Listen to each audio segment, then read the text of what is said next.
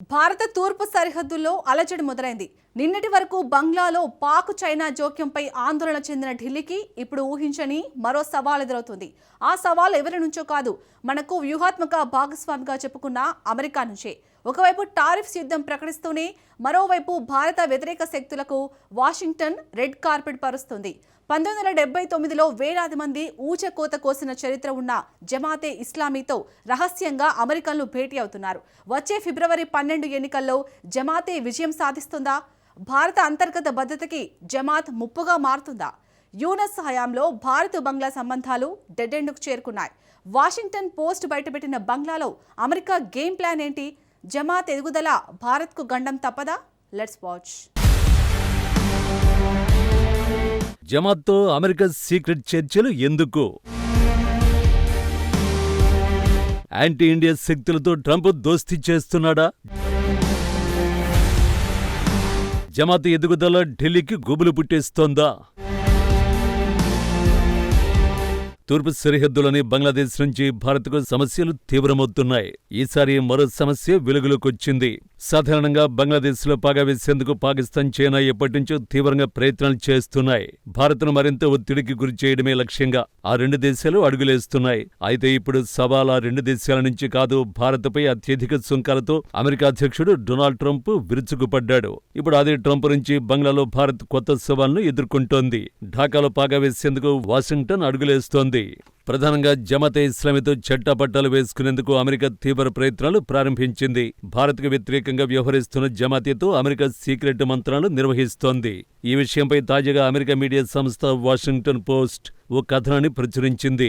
వచ్చే నెలలో బంగ్లాదేశ్లో సార్వత్రిక ఎన్నికలు జరగనున్నాయి. బంగ్లాదేశ్ ఎన్నికల్లో అమెరికా వ్యూహాన్ని వాషింగ్టన్ పోస్ట్ వెల్లడించింది. వచ్చే ఎన్నికల్లో జమాత్ కీలకమైన ఆటగాడిగా నిలవనున్నట్టు వాషింగ్టన్ పోస్ట్ తెలిపింది.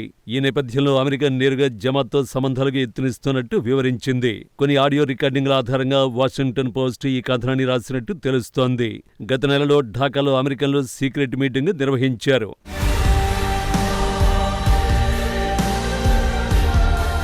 ఢాకా సీక్రెట్ మీటింగ్లో బంగ్లాదేశ్కి చెందిన ఓ గ్రూప్ జర్నలిస్టులు, అమెరికా దౌత్యవేత్తలు ఉన్నారు. ఈ మీటింగ్లో ఓ దౌత్యవేత్త భారీ వాదనను తెరపైకి తెచ్చాడు. బంగ్లాదేశ్ ఇస్లాం వైపు వెళుతోందని సంచలన వ్యాఖ్యలు చేశాడు. గతంలో కంటే జమాత్ ఈసారి మెరుగైన ప్రదర్శన ఇస్తుందని సదరు అమెరికన్ దౌత్యవేత్త వాదించాడు. అంతేకాదు జమాత్ను తమ మిత్రుడిగా మార్చుకోవాలని కోరుకుంటున్నట్టు కూడా అమెరికన్ డిప్లొమాట్ తెలిపాడు. ఇవి కేవలం వ్యాఖ్యలుగా తీసి పడేయలేం. ఎందుకంటే జమాత్ నాయకులను పలుమార్లు అమెరికన్లు కలిశారు. అమెరికాలో 4 సార్లు, ఢాకాలో పలుమార్లు సమావేశమైనట్టు వాషింగ్టన్ నివేదించింది. గత వారం కూడా ఓ వర్చువల్ మీటింగ్ నిర్వహించినట్టు తెలుస్తోంది. జమాత్ నాయకులు జేమిసన్ గ్రియర్ను కలిశారు. జేమిసన్ గ్రియర్ అమెరికా వాణిజ్య ప్రతినిధి. గ్రియర్ కేవలం దౌత్యవేత్త ఎంతమాత్రం కాదు, ట్రంప్కు వాణిజ్య చర్చలో ఇతను కీలక పాత్ర పోషిస్తాడు. ట్రంప్ విదేశీ వ్యవహారాలను అమలు చేసే కీలక వ్యక్తి ఈ గ్రియర్. అంటే అమెరికా అధ్యక్షుడికి అత్యంత సన్నిహితుడు జేమిసన్. దీన్ని బట్టి చూస్తే ఇరు దేశాల చర్చలు ఉన్నత స్థాయిలో సీరియస్ గా సాగుతున్నట్టు స్పష్టంగా తెలుస్తోంది. అసలు అమెరికా ఎందుకు జమాత్తో స్నేహం చేయాలని అనుకుంటోంది? బంగ్లాదేశ్లో జమాత్కు పాపులారిటీ విపరీతంగా పెరుగుతోంది. ఎన్నికల సర్వేలో బంగ్లాదేశ్ నేషనలిస్ట్ పార్టీ BNP తరువాతి స్థానంలో జమాత్ నిలుస్తోంది.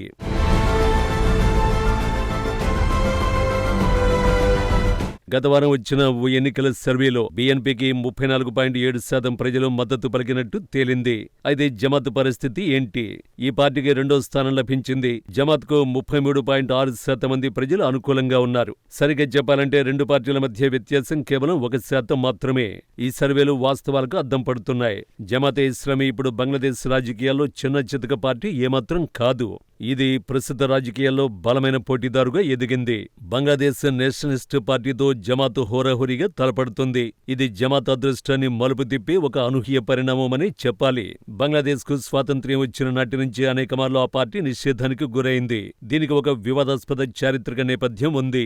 అసలు బంగ్లాదేశ్ స్వాతంత్ర్యాన్ని జమాతే ఇస్లామీ వ్యతిరేకించింది. 1971 యుద్ధంలో ఈ పార్టీ పాకిస్తాన్కు మద్దతుగా నిలిచింది. ఆ యుద్ధ సమయంలో జమాతే డెత్ స్క్వాడ్ ను ఏర్పాటు చేసింది. చేసింది. స్వాతంత్ర్యం కావాలని కోరుకున్న వేలాది మంది బంగ్లాదేశీయుల్ని జమాత్ డెత్ స్క్వాడ్ ఊచకోత కోసింది. ఇప్పుడు ఆ పాత చరిత్రను తుడిచివేసుకునేందుకు జమాత్ ప్రయత్నాలు చేస్తోంది. ఇప్పుడు తనకు తాను కొత్త రూపాన్ని సంతరించుకునేందుకు కృషి చేస్తోంది. ప్రధానంగా పాలన, అవినీతి వంటి అంశాలతో జమాత్ ప్రజల్లోకి వెళ్తోంది. తమ పార్టీ అవినీతికి వ్యతిరేకంగా పోరాడుతుందని జమాత్ అధ్యక్షుడు షఫీకుర్ రెహమాన్ వాదిస్తున్నాడు. అవినీతి పరులను జమాత్ వదిలిపెట్టదని రెహమాన్ చెబుతున్నాడు. అందరికీ సామాజిక న్యాయం చేస్తామని హామీలు గుప్పిస్తున్నాడు. ప్రజల ఆకాంక్షలను నెరవేరుస్తామని జమాత్ చీఫ్ చెబుతున్నాడు. అన్ని రకాల సంస్కరణలకు తాము సానుకూలమని రెహమాన్ తెలిపాడు. ఈ పార్టీ ఇప్పుడు బంగ్లాదేశ్లో ప్రజల దృష్టిని ఆకర్షిస్తోంది. అదే సమయంలో ఢాకాలో రాజకీయాలు వేగంగా మారుతున్నాయి. ఈ మార్పులను భారత్ కూడా నిశితంగా గమనిస్తోంది. ప్రస్తుతం జమాతే ఇస్లామీకి షఫీకుర్ రెహమాన్ నాయకత్వం వహిస్తున్నాడు. గత నెలలో అతడు సంచలన విషయాన్ని వెల్లడించాడు. తాను ఒక భారతీయ దౌత్యవేత్తతో రహస్యంగా సమావేశమైనట్టు రెహమాన్ ప్రకటించాడు. తాను అనారోగ్యం నుంచి కోలుకుని ఇంటికి వచ్చిన సమయంలో తనను ఒక భారతీయ దౌత్యవేత్త కలవడానికి వచ్చినట్టు ఇటీవల తెలిపాడు. కానీ ఆ భేటీని బయటపెట్టొద్దని తమన దౌత్యవేత్త కోరినట్టు చెప్పుకొచ్చాడు. తనను కలవడానికి చాలా మంది దౌత్యవేత్తలు వచ్చినట్టు తెలిపారు. కానీ ఆ విషయాలన్నీ బహిరంగంగానే తెలుసని రెహమాన్ చెప్పాడు. కానీ భారత దౌత్యవేత్త వివరాలు మాత్రం బయటకు రాలేదన్నాడు. మనం అందరితోనూ ఓపెన్ గా ఉండాలని జమాతే ఇస్లామీ చీఫ్ సెలవిచ్చాడు. అయితే రెహమాన్ భారతీయ దౌత్యవేత్త కలిసినట్టు ఢిల్లీ నిర్ధారించింది. కానీ ఇది రొటీన్ మీటింగ్ గానే భారత్ తెలిపింది. అప్పటి నుంచి ఇప్పటి వరకు అమెరికా, చైనాతో పాటు పలువురు దౌత్యవేత్తలను రెహమాన్ కలిశాడు.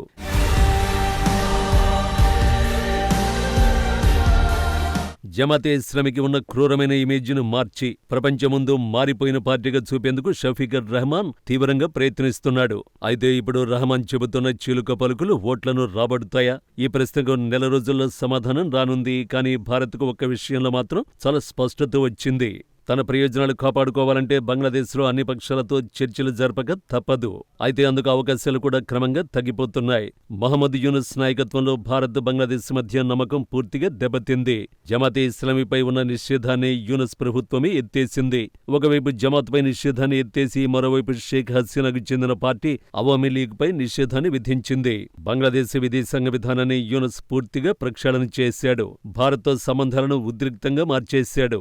పాకిస్తాన్తో సంబంధాలను పునరుద్ధరించాడు. చైనాతో బంధాన్ని మరింత బలోపేతం చేసుకోవడం వంటి చర్యలకు దిగాడు. అంతేకాదు బంగ్లాదేశ్లో హిందూ మైనారిటీలే లక్ష్యంగా దాడులు జరుగుతున్నాయి. కానీ యూనుస్ ప్రభుత్వం మాత్రం వాటిని వ్యక్తిగత సమస్యలంటూ కొట్టిపడేస్తున్నాడు. సార్క్ పునరుద్ధరణ వంటి పాతకాలపు ఆలోచనలను యూనుస్ ముందుకు తెస్తున్నాడు. ఈ వారం క్రికెట్ విషయంలో ఉద్రిక్తతలు మరోసారి గరిష్ట స్థాయికి చేరుకున్నాయి. భారత్కు తమ జట్టును పంపేందుకు బంగ్లాదేశ్ నిరాకరించింది. రాబోయే టీ20 ప్రపంచ కప్లో బంగ్లాదేశ్ జట్టు ఆడడం లేదు. ఒకసారి ఈ పరిణామాలన్నింటినీ గమనిస్తే ఒక స్పష్టమైన చిత్రం కనిపిస్తోంది. యూనుస్ సర్కార్ హయాంలో ఢిల్లీ, ఢాకా మధ్య సంబంధాలు పూర్తిగా దెబ్బతిన్నాయి. బంగ్లాదేశ్లో ఫిబ్రవరి 12న సార్వత్రిక ఎన్నికలు జరగనున్నాయి. వచ్చే కొత్త ప్రభుత్వం భారత్తో సంబంధాలను మెరుగుపరుచుకోవడానికి మార్గం సుగమం చేయొచ్చు. కానీ అది ఎంతో సులభం మాత్రం కాదు. జమాతే ఇస్లామీ ఎదుగుదల కేవలం బంగ్లాదేశ్ ప్రజల కోపం మాత్రమే కాదు. ఆ దేశం ప్రస్తుతం దారి తప్పి అస్థిరతలో ఉందని చెప్పడానికి ఇది ఒక సంకేతం మాత్రమే. ఇప్పుడు బంగ్లాదేశ్ రాజకీయాల్లో నెలకొన్న శూన్యాన్ని భర్తీ చేసేందుకు జమాత్ వంటి తీవ్రవాద భావాలున్న శక్తులు యత్నిస్తున్నాయి. సో భారత్కు బంగ్లాదేశ్ అనుకూలమా, వ్యతిరేకమా అన్నది తెలియడానికి మరో 3 వారాలు ఆగాల్సిందే.